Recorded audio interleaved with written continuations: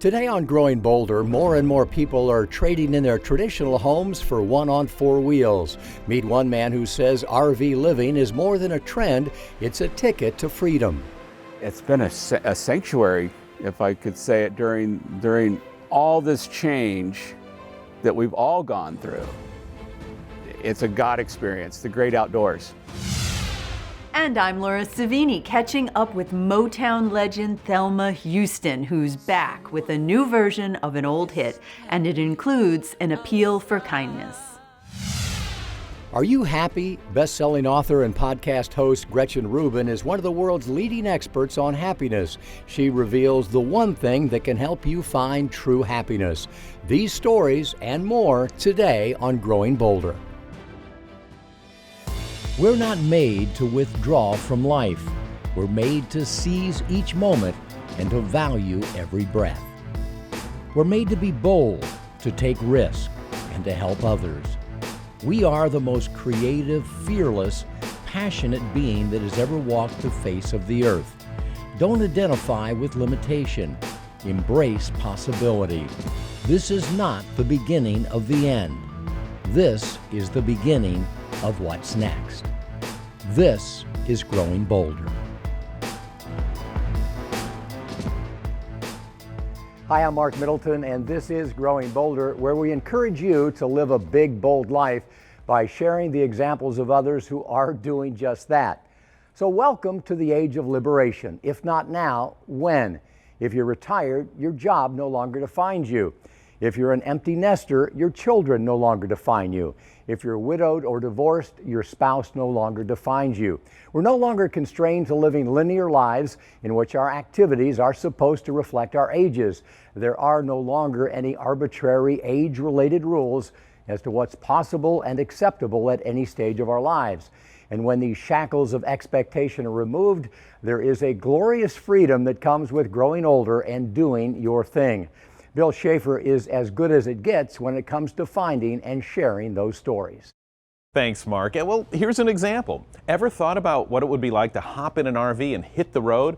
Over 40 million people a year do it. Not a big surprise, but this is. Over 1 million live in them full time.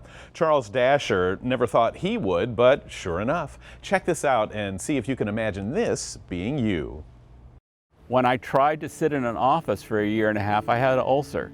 This was right out of college. I did office work, and I had an ulcer at 22, 23. And as soon as I got out and started following my passion, that health issue went away completely.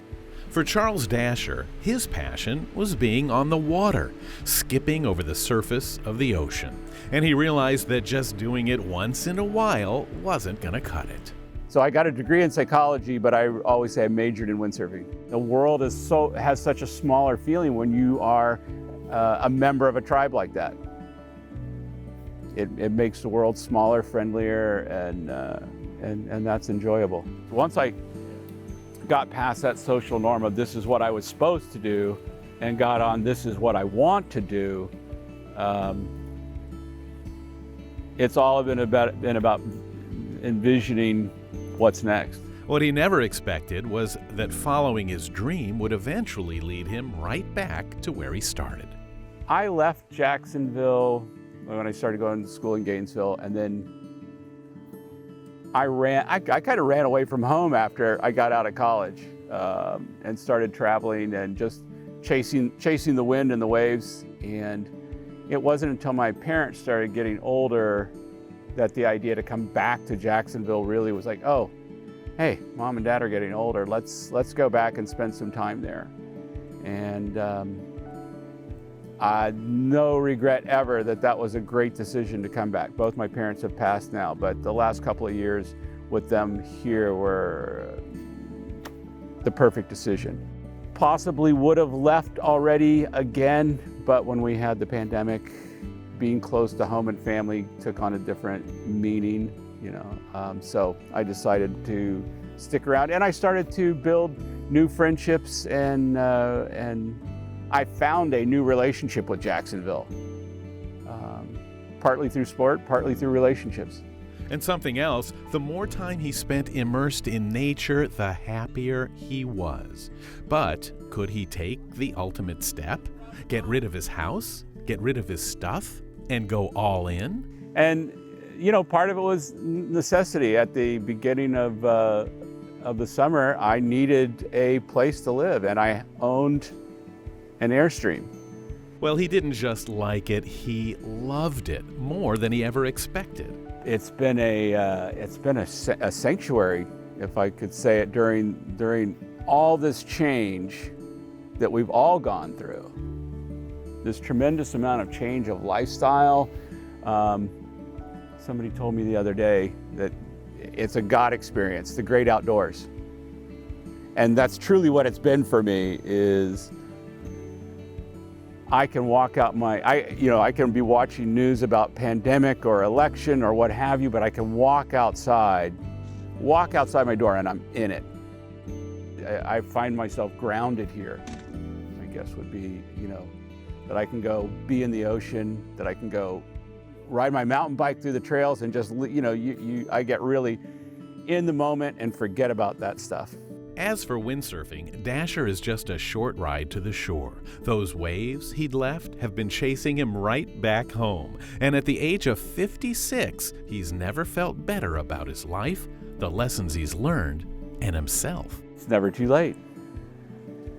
Never too late to find whatever your passion is. It doesn't have to be windsurfing. It doesn't have to be. But it's never too late to find that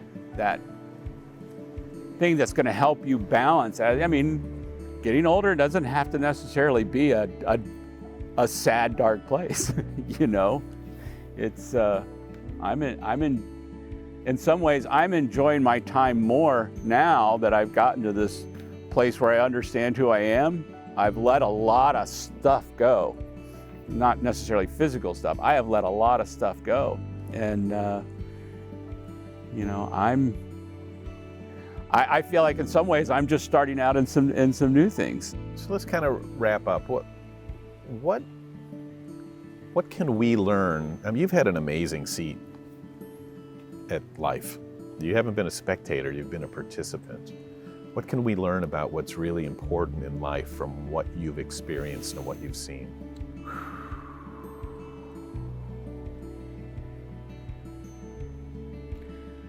To get quiet enough to know yourself. Wow. To understand yourself and to be your own best friend. That guy was fascinating. What Dasher says is true. We worry so much about everything else that we tend to forget about ourselves. For Dasher, it took getting back to his roots, appreciating himself, living in an Airstream surrounded by nature. So, what would you do to reconnect? It's okay if it's a little bit out there too, because for Melinda Sparks, it's playing football, professional, tackle, women's football. This September, I will be 52. Which does make me the oldest player on the team, has been, and I'll probably always will be. But I don't think that hinders me. When I get on the field, I'm going to play football. I've been told by some of the other teams that I'm the hardest hitting person out there. And it's like, I want to be. I want to, play hard. I want to play it right. Do you get what that must sound like, though? 52 years old. Imagine if you were in your 20s like some of the other women on the team, and you say, see, Melinda over there, she's 50, she's older than your mom. Oh, and that happens. It's a good giggle when they realize how old I am. I don't announce it, but when they start whining and carrying on at 20 and 20, oh my back, I'll walk up and I'll drop the age card and tell them to quit. Suck it up, buttercup. Glenn Rogers loves the pop culture icons of his childhood. In fact, he makes artwork out of it. He calls it boom art, and he's been able to make a living by selling it. And remember, it doesn't matter how different or unusual your interest is, you gotta be you. Glenn's isn't an easy life, but he loves it, and he'll keep on making boom art until it's over. Hear everybody, listen to nobody, because at the end of the day, you really have to be just true to yourself. And no matter what you do as far as work, or if you're retired or whatever, just did I get the most out of this day as possible? Because there's a lot of people that are wasting a lifetime. No, it's never too late. It's not too late until they close the box, dude. It's just, you can't control when you're born, and you can't control when it's time to check out. So you just gotta take the time that you're given and make the most of it. Denise Kaufman is another inspiring example of someone who has built a unique life around her many passions. She's a musician, a songwriter, a surfer, a gardener, a yogini, and a grandmother. Denise is one of the lead singers for the first ever all-female rock band, the Ace of Cups. She played on stage with Hendrix and Joplin and the Grateful Dead, but back in the 60s, no one would sign an all-female band. So Denise moved to Hawaii. We'll have more on that in just a moment. But first, the Ace of Cups are now back in a big way. In their 70s, they finally got their first ever record deal. And here they are rocking their first hit, Feel Good, across 6 generations.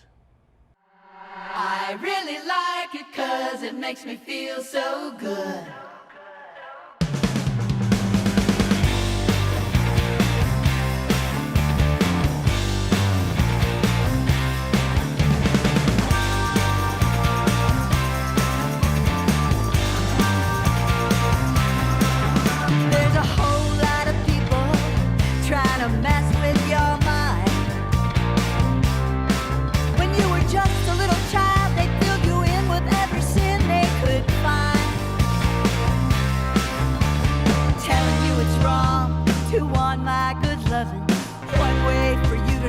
Sure.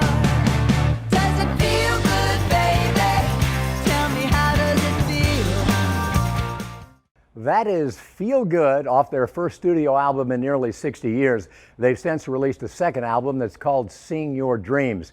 We interviewed Denise from her home on the island of Kauai in Hawaii, where she has an organic garden and practices yoga daily. In fact, over the years, she's instructed everyone from Madonna to Jane Fonda to Quincy Jones. Of course, we had to ask what she thinks is the secret to successful aging. Have people in your life of all backgrounds. Don't just have your bubble of relationships be your little cohort. You know, have friends that are children, have friends that are teenagers, have friends that are young people, have friends of all different ethnic backgrounds, you know. And if you don't have them, reach out and find them, you know, make friends, find people to listen to, find people whose stories that you can listen to keep opening your heart and mind so that your world doesn't shrink. You know, you want to be able to have deeper and stronger connections with all of us. You know, we need to stay connected in the biggest sense we can. What an inspiration you are, Denise. A parent that this culture needs your voice. And I don't mean just your singing voice. And, you know, as you talked about all the struggles that we've had as a culture, I can't help but tell you, I got a case of the blues. And I'm just wondering if anybody had a harmonica, if at all, they could just play a little bit of the blues for us right now. Tell me a little bit about your case of the blues there. Tell me about it. Well, you know what? It is. Ageism is the great equalizer, and it's the one thing that will affect all of us if we're lucky enough to be to make it into old age. And it gives me the blues to think that this culture, this society doesn't appreciate the voice and the value of older people. So, sister, would you please play me a little bit of the blues?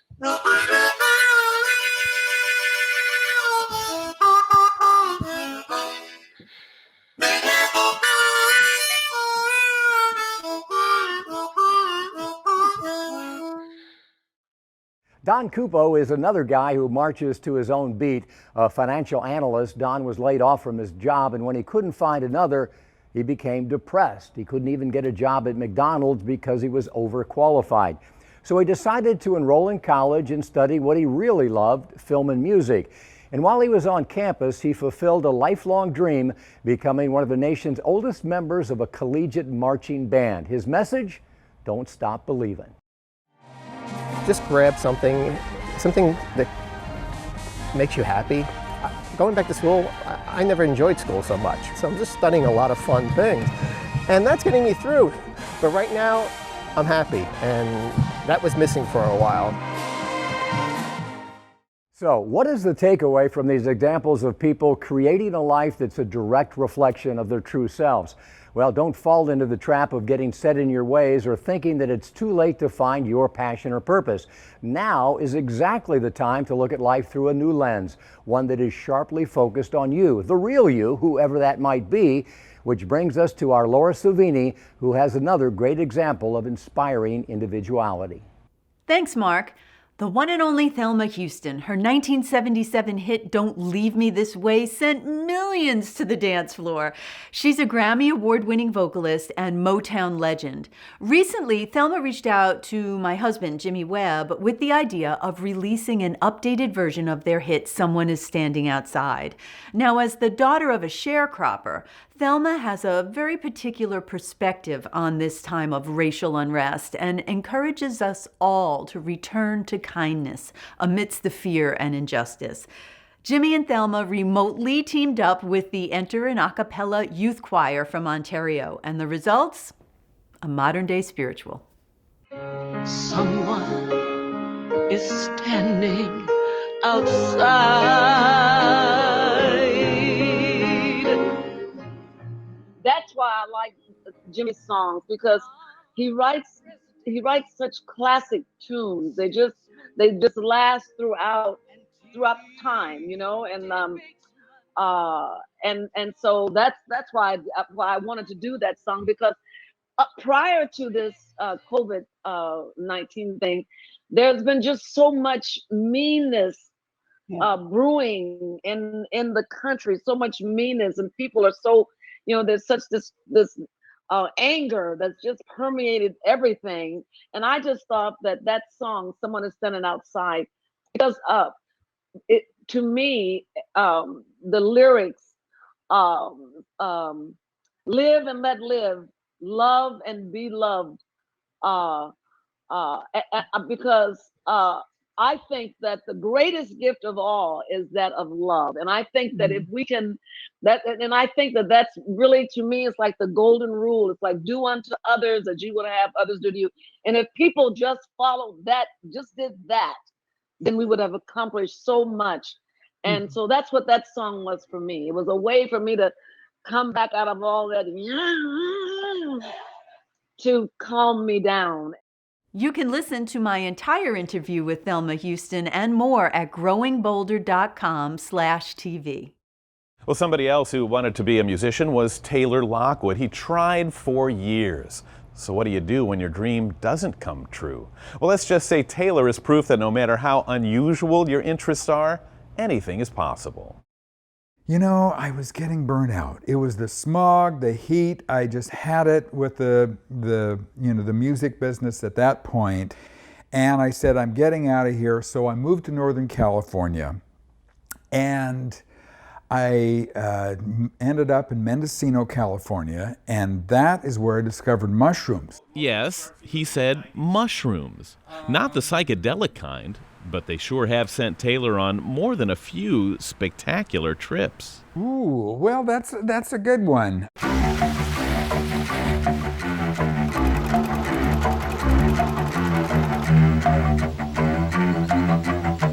Well, here's one of these that I've been looking for. Ooh, what a lovely pileus.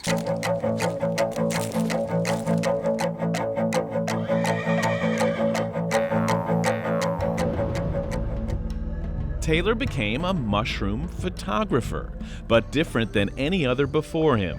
Instead of just taking shots to identify different types, his artistic vision exposed fungi to people in a whole new way.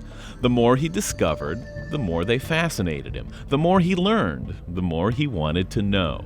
His interest in mushrooms, well, mushroomed. He wrote books on them, several in fact. He made videos as he searched for them. He even wrote songs about them.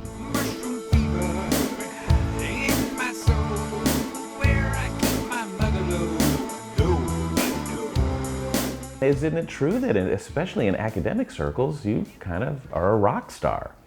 I am not quite, not hardly, up to the academic level that my friends are. But they understand me now.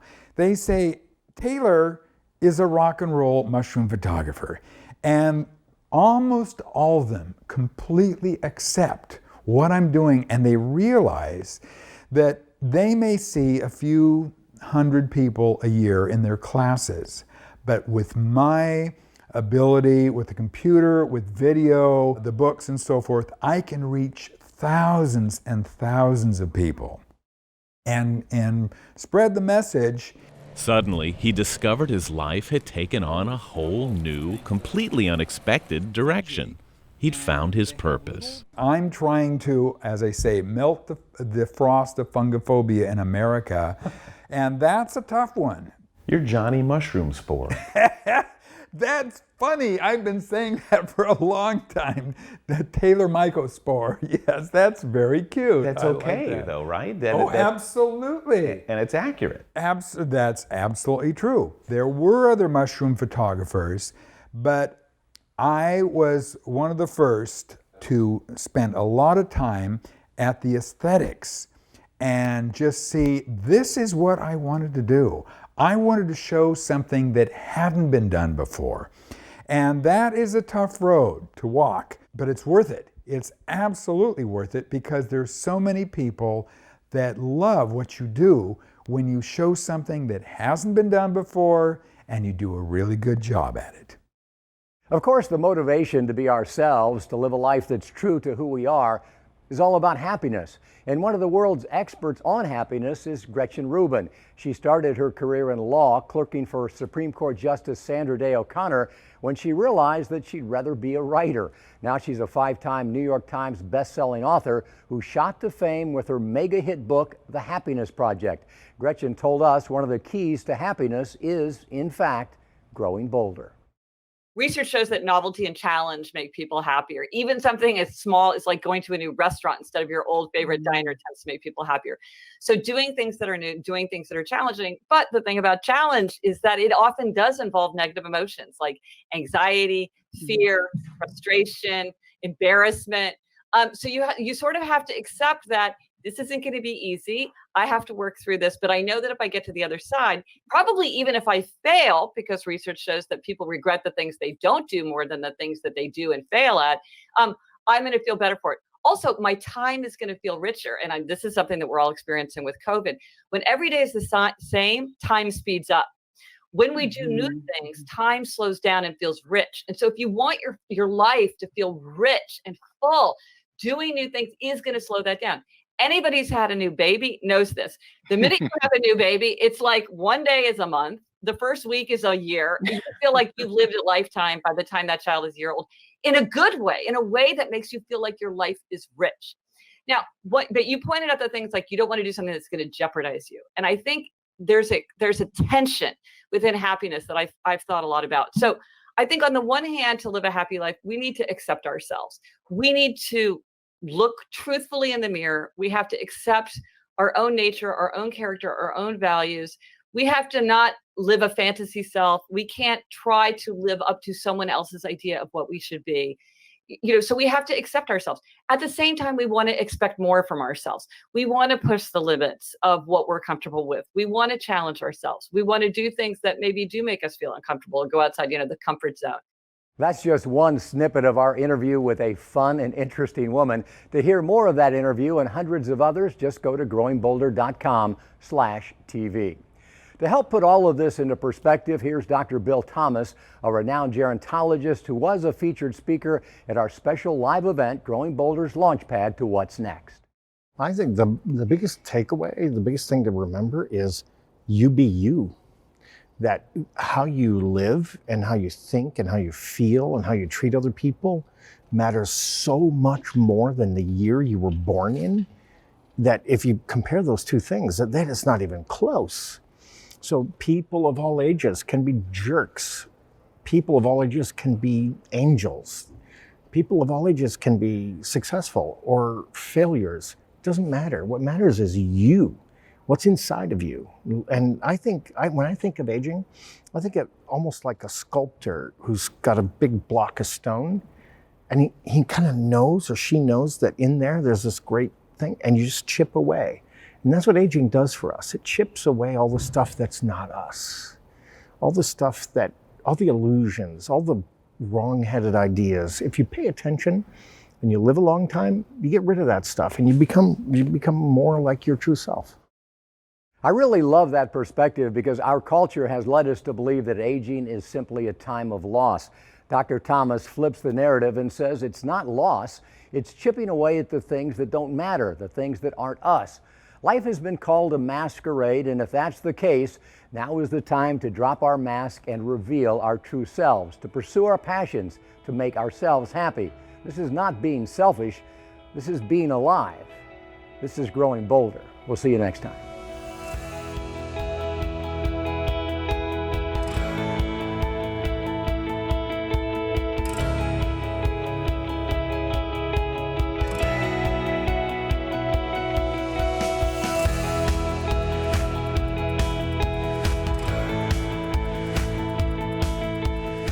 Watch previous seasons of Growing Bolder plus bonus stories via our new free streaming app. More information at growingbolder.com/TV. And you can get inspired to plan your what's next when you connect with the Growing Bolder community on Facebook. Show the world you're growing bolder with official Growing Bolder products. Growing Bolder tees and hats are available for $25 each. Custom mugs are $15, and inspiring Tear and Share postcards featuring original artwork and bold messages are $15 plus shipping and handling. All items are available at growingbolder.com/shop.